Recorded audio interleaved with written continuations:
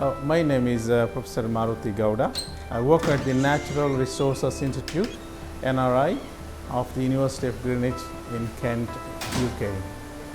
Cassava is a very important crop because it provides dietary energy as well as a source of income for nearly 500 million people in Africa alone. So many people eat cassava 3 times a day, so it's very important for their food. So this Dual Cassava project is funded by the African Union with the support from the European Union.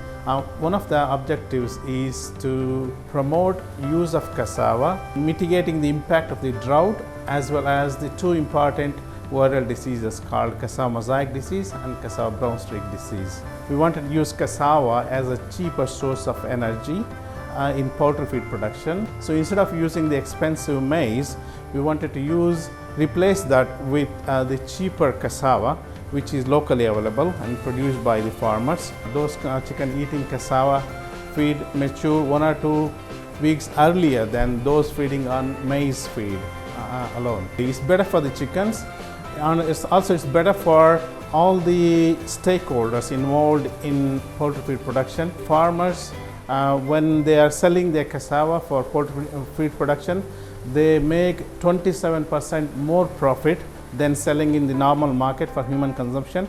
And the poultry feed manufacturers, they make about 17% more profit if they sell the cassava based poultry feed than the maize based poultry feed. So it's a win-win situation both for the farmers as well as feed manufacturers. We promoted the use of cassava in drought prone areas where maize was very badly affected by the drought.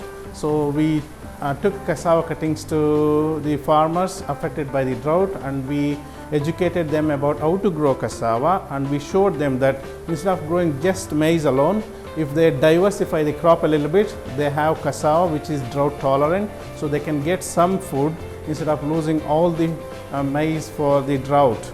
The benefits that farmers get when they harvest our cassava varieties is a very high yielding varieties. They achieve that because these varieties are resistant to both diseases and also selected for high yield.